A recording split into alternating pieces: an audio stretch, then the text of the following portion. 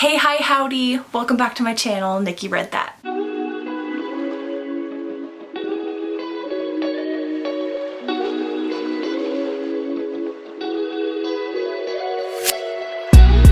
Today I'm doing something pretty fun. I was tagged to do the JAN-uary Book Tag by Gwen over at her channel, Gwendolyn Kensinger. So thank you so much for the tag. I really appreciate it. This is an original book tag created by Jan over at her channel, Agaton. I hope I'm saying that right. I'll link her and Gwen's information down below. But I just discovered Jan due to this tag and she's so funny. She is seriously the best. I've been binging all of her videos and she just has this unique quality to her that is pretty addicting to watch. So if you haven't seen her already, go ahead and look at her link down below and let's get into this tag. I have it written down here on my ginormous notebook, so if I'm looking down quite a bit, that's why. But the first question is, what was your last and first, if you can remember, reads of 2021?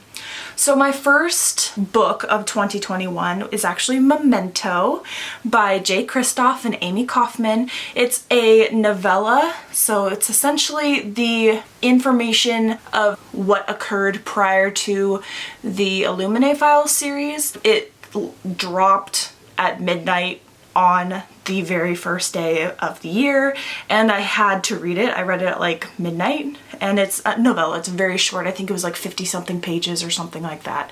And yeah, I read that and it was everything I needed it to be. It's the origin story of Aiden. If any of you have followed that series at all, it's one of my favorites. And it was really, really good. It was quite the start to my 2021. The last book I read is actually I Am Malala by Malala. I'm going to see if I can say this correctly. Yousafzai? I don't know how to pronounce her last name, but all of the books I'm talking about will be linked also down below and everything like that. But it is about this girl. I don't know if you guys have heard of her, but she is an advocate for women and education. And it's about how she was shot by the Taliban. She was shot in the face. And it's about her story. And she narrated the foreword or the afterword. I can't recall which one she had actually voiced in the audiobook I listened to, but I read it in one sitting. I listened to it on audio at work and it was so good. She is definitely inspirational and I didn't know. I remember hearing of her story and I remember her being on Good Morning America or an interview I had seen on TV at one point when it was all happening, and I just remember being absolutely inspired by her and the journey she is taking and what she's doing for women in her country as well as other countries, and really advocating for them. So I thought she was really, really cool and it was very interesting. Question number 2, what is your first read of 2022? So my first read, I started it on the 29th of December and I finished it on the 1st or 2nd of the year, and it is Phantom Limb by Lucinda Berry. If you guys have not heard of Lucinda Berry, I highly suggest you go look into her and her books. She has the most incredible way of writing and it's captivating and intriguing, and she has just a way of writing thrillers like they're nothing I've ever read before, and you will see me gush about her probably for the rest of time. She wrote one of my favorite books, Saving Noah, and it's absolutely incredible. But Phantom Limb is about twin women and they are on their own personal journeys. One of them is a little bit more put together and they've gone through a lot of trauma in their childhood that they're still dealing with and learning how it's affecting their adult life.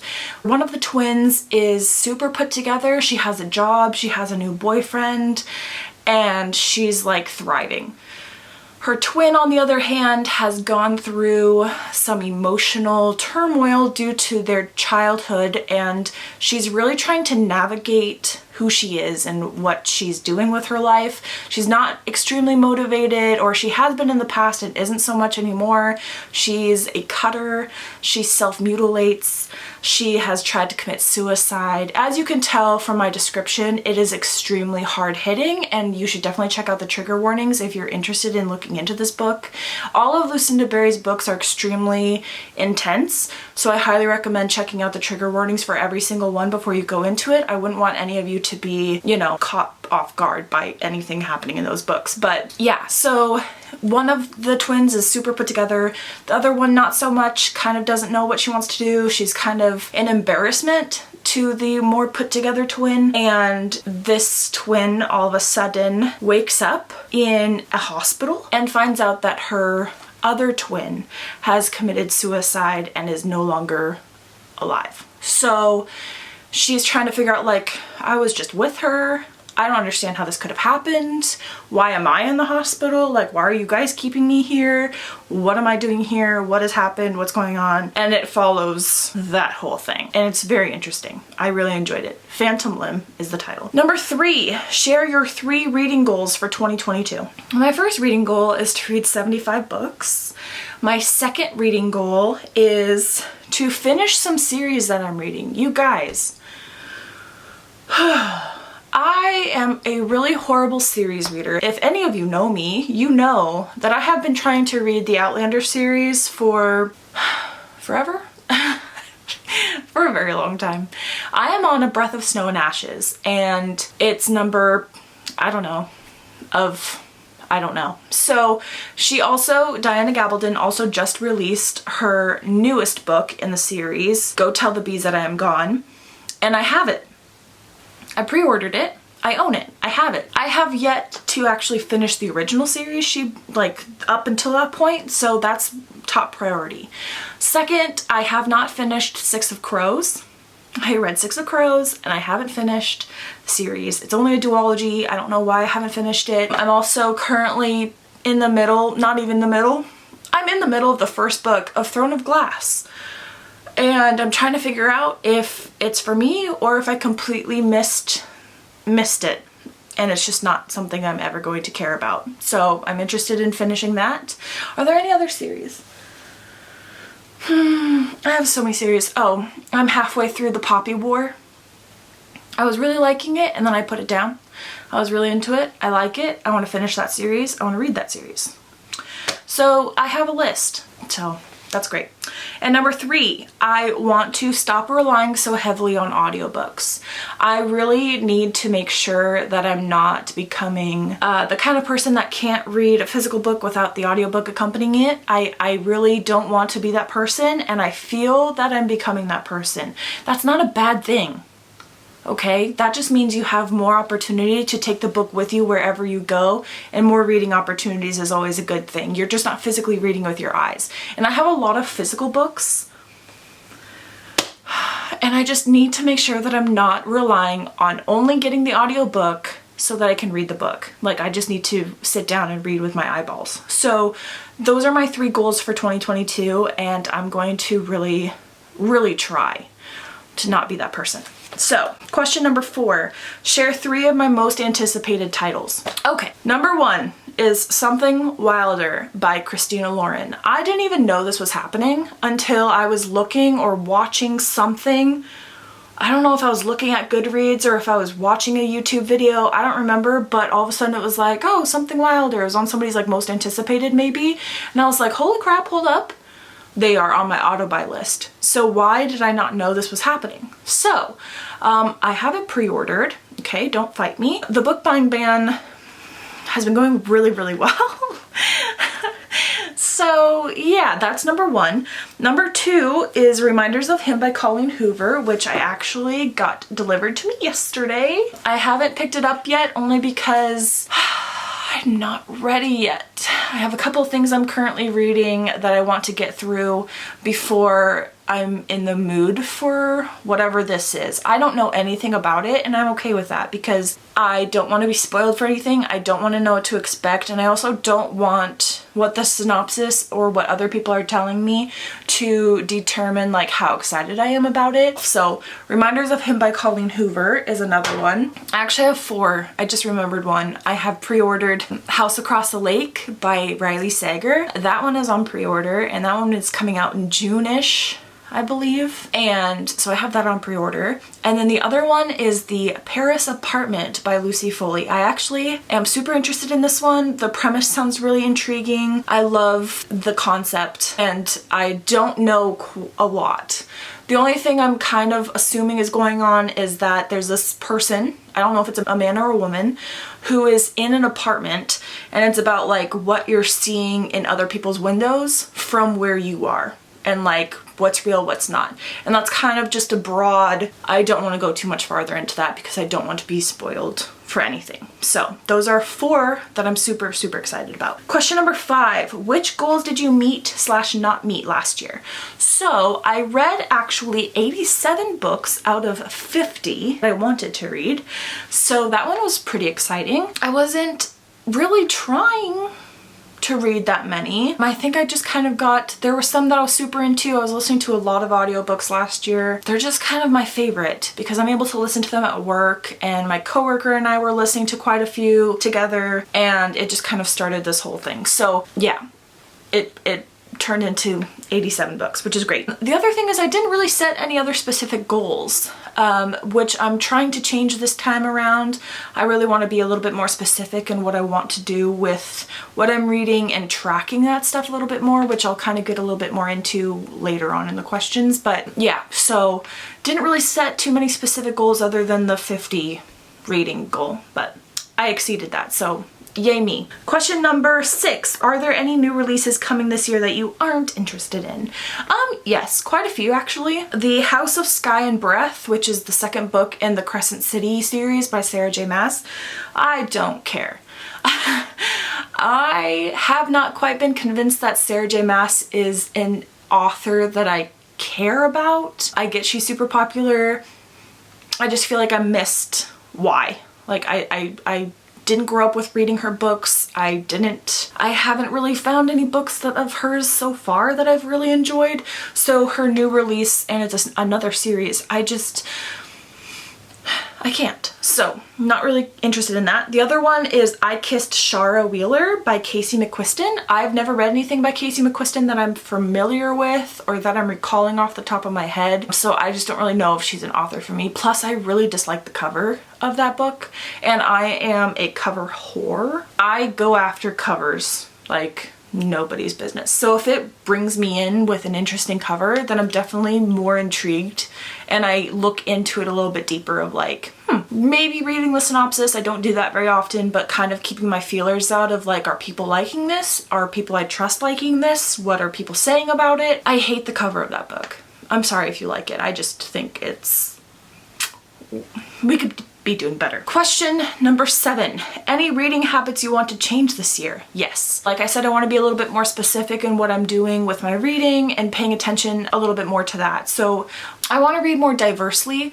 I want to read more male versus female, which I'm not really sure exactly where I fall on the spectrum of female versus male authors. I want to read more diverse characters, and I want to read more translated works. So that's my number 2 goal. That might help broaden my spectrum of who I'm reading and what I'm reading and from what region I'm reading. So that's number 2. Number 3, I want to track my reading more. Like I had said previously a little bit, I want to just be better about inputting my information that I'm reading. I want to be better about keeping track of like number counts and like pages I've read and who I've read, and it'll help narrow down like the genres I'm reading, the authors I'm reading, and things like that. So just by tracking my reading this year, I'll be able to fine-tune where I need to pick up and where I need to work harder. Number 4 is I want to figure out I want to be better about writing reviews for my books. There are some, sorry, I'm getting over COVID, so my voice is going in and out. So if you hear me kind of getting scratchy, that's why. I haven't talked very much lately. I'm not very good at writing reviews. I kind of just go, wow, so good, can't wait for the next one, or wow, so great, I'm gonna be reading more from this author, or not for me, just yikes. I'm not really like saying anything. So I want to be a little bit better about my reviews, thinking more critically about the books I'm reading so I can kind of be better about pointing people in the direction and saying more. Like, I've read reviews that are long, like specific and long, and it really helps to know what you're trying to say and what you want to read and if it's something you're interested in. Mine, you don't even know. Like, you might know if I like it, but you could also kind of get more from it just knowing my star rating. Like, I'm not really going deeper than that, so I want to work on my reviews. Question number 8. Any adaptations you're excited about? Nope. I don't really read a lot of book to movie adaptations that I'm aware of. I don't watch a lot of TV, I don't watch a lot of movies, so I want to be maybe a little bit more aware of that. I also am just, it's just a lot of pressure. I'm a mood reader, and if there's a book being turned into a movie or a TV show where it kind of puts more pressure on me to read that thing, and then I kind of feel like I'm reading it for a school assignment. Like, if I read this, then I can watch the adaptation. I don't necessarily like doing that. So no, I don't have any on my radar, but if there is one you can think of that I need to pick up and read before I watch or whatever, let me know and I'll look into it for you. Question number 9, favorite bookish memory of last year. So I don't really do a lot of bookish memorable things. One of them that I can think of off the top of my head is that I recorded a podcast episode with Gwen, who I mentioned prior, and she has a podcast called Talk Bookish to Me, and she had asked me to be a co-host or guest on her podcast for an episode of Does Hype Affect Your Reading Experience?